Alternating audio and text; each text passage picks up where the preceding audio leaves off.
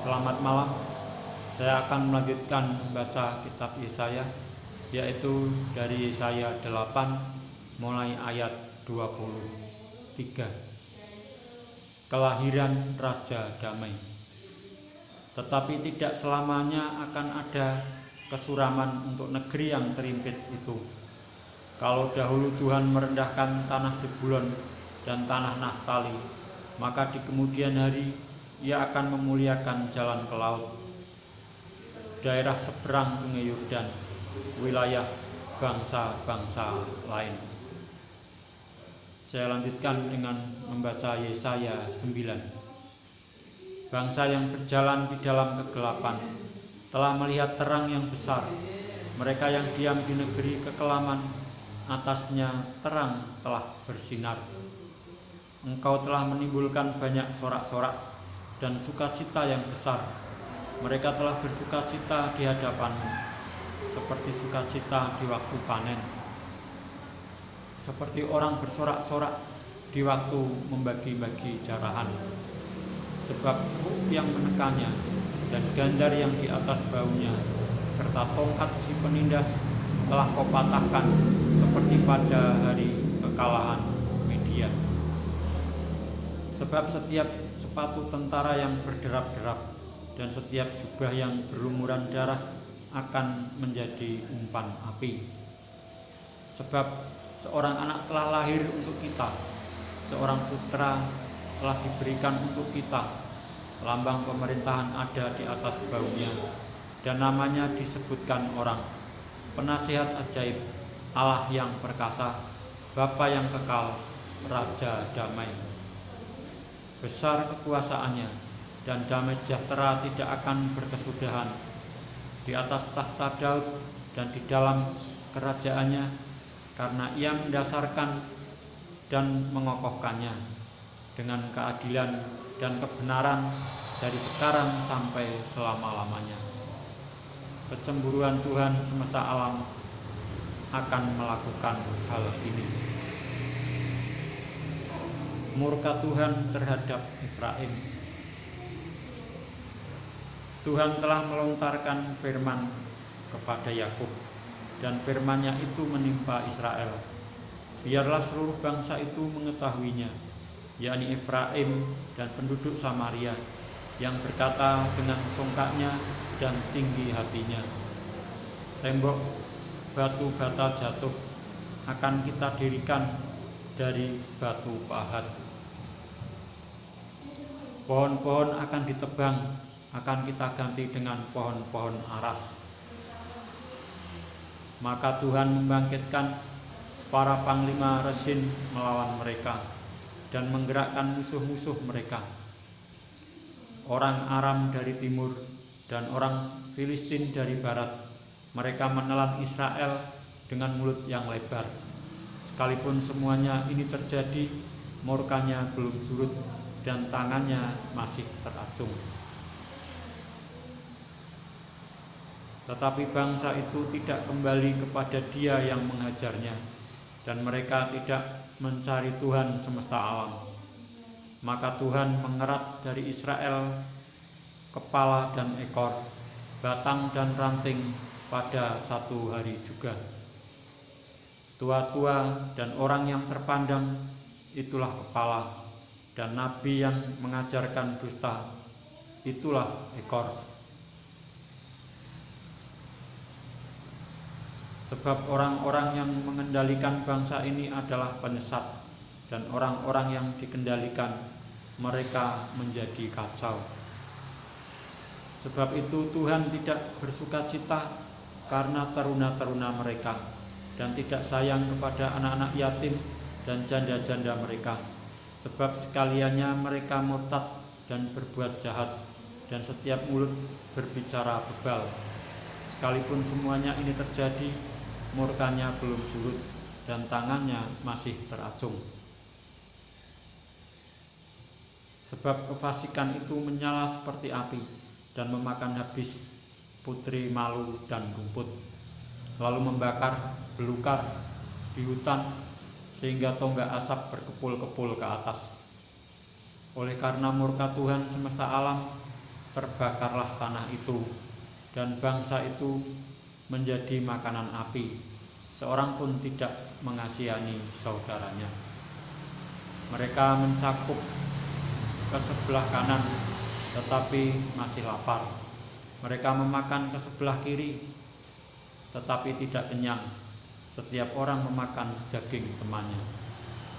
Manase memakan Efraim, dan Efraim memakan Manase, dan bersama-sama mereka melawan Yehuda.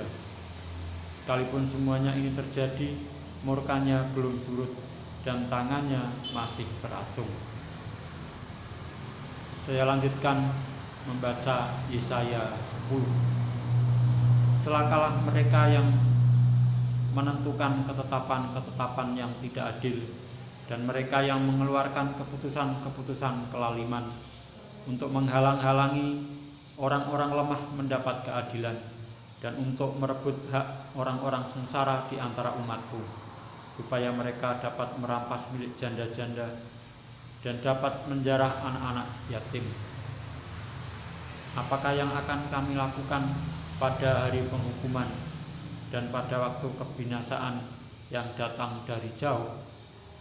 Kepada siapakah kamu hendak lari minta tolong, dan di manakah hendak kamu tinggalkan kekayaanmu? Tak dapat kamu lakukan apa-apa selain dari meringkuk di antara orang-orang yang terkurung dan tewas di antara orang-orang yang terbunuh. Sekalipun semuanya ini terjadi, murka Tuhan belum surut dan tangannya masih teracung. Tentang celaka yang akan menimpa Asyur. Celakalah Asyur yang menjadi cambuk murkaku dan yang menjadi tongkat amarahku. Aku akan menyuruhnya terhadap bangsa yang murtad, dan aku akan memerintahkannya melawan umat sasaran murkaku, untuk melakukan perampasan dan penjarahan, dan untuk menginjak-injak mereka seperti lumpur di jalan.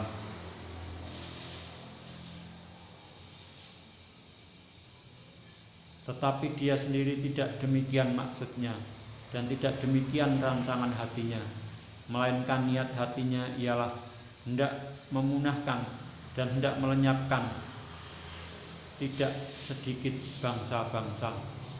Sebab ia berkata, bukankah panglima-panglimaku itu raja-raja semua? Bukankah Kalno sama halnya seperti Karkemis?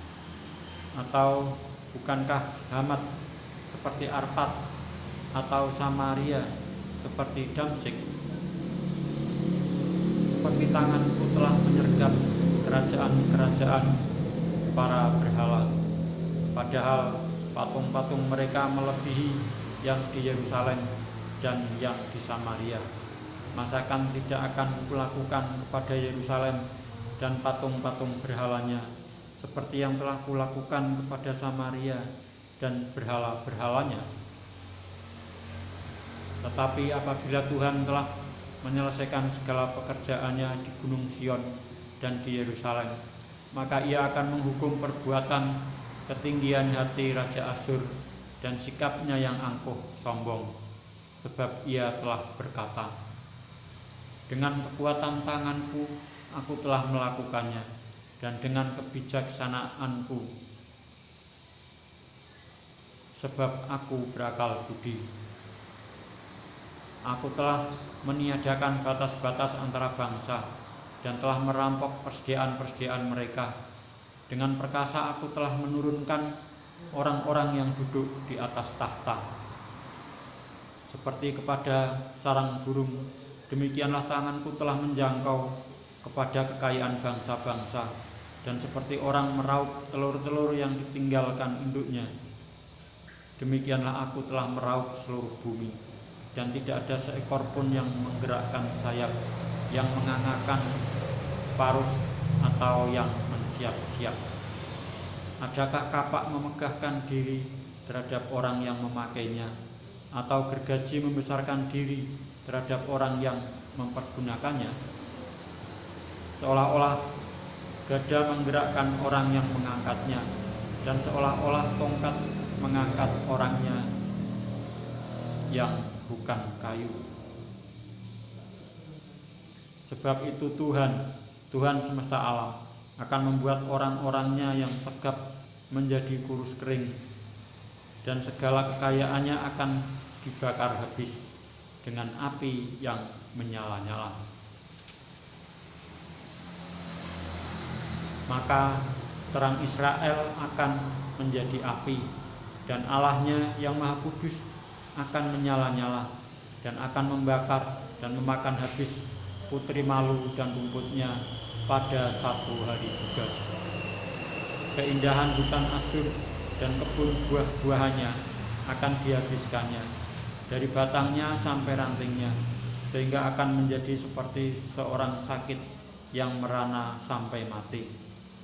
Dan sisa pohon-pohon hutannya akan dapat dihitung banyaknya, sehingga seorang anak dapat mencatatnya. Sisa Israel diselamatkan.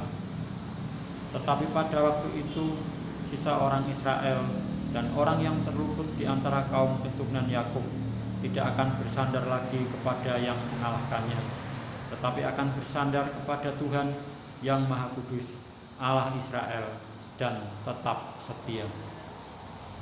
Suatu sisa akan kembali, sisa Yakub akan bertobat di hadapan Allah yang perkasa. Sebab sekalipun bangsamu, hai Israel, seperti pasir di laut banyaknya, namun hanya sisanya akan kembali.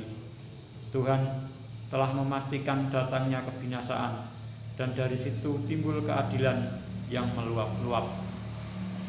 Sungguh kebinasaan yang sudah pasti akan dilaksanakan di atas seluruh bumi oleh Tuhan semesta alam. Sebab itu beginilah firman Tuhan semesta alam: hai umatku yang diam di Sion, janganlah takut terhadap Asyur apabila mereka memukul engkau dengan gada dan menghantam engkau dengan tongkatnya, seperti yang dilakukan Mesir dahulu. Sebab sedikit waktu lagi amarahku atasmu akan berakhir, dan murkaku akan menyebabkan kehancuran mereka. Tuhan semesta alam akan mencambuk mereka dengan cemeti, seperti ia menghajar Midian di gunung batu Horeb, dan mengayunkan tongkatnya ke atas laut Seberau, dan mengangkatnya seperti di Mesir dahulu. Pada waktu itu beban yang ditimpakan mereka atas bahumu akan terbuang, dan kuk yang diletakkan mereka atas tengkukmu akan lenyap. Orang Asyur maju menyerang. Asyur telah muncul dari Rimon dan telah datang menyerang Ayat. Ia telah lewat dari Migron, dan di Mikmas diaturnya perbekalannya. Mereka telah menyeberang dari jurang penyeberangan sambil berteriak, Geba, tempat permalaman kita. Penduduk Rama gemetar, penghuni Gibea Saul melarikan diri. Keluarkanlah jeritanmu, hai putri Galim. Perhatikanlah, hai Laisa. Jawablah dia, hai Anatot. Penghuni Madmena lari jauh-jauh, penduduk Gebim pergi mengungsi. Hari ini juga Asyur akan berhenti di Nob, mengacung-acungkan tangannya ke arah gunung Putri Sion, bukit Yerusalem. Lihat, Tuhan semesta alam akan memotong dahan-dahan pohon dengan kekuatan yang menakutkan. Yang tinggi-tinggi tumbuhnya akan ditebang, dan yang menjulang ke atas akan direndahkan. Belukar rimba akan ditebas dengan kapak, dan Libanon dengan pohon-pohonnya yang hebat akan jatuh. Demikianlah saya telah membaca kitab Yesaya sampai dengan Yesaya yang ke-10, dan saya akan melanjutkan Yesaya 11 tentang Raja Damai yang akan datang pada pertemuan yang akan datang. Sekian, terima kasih.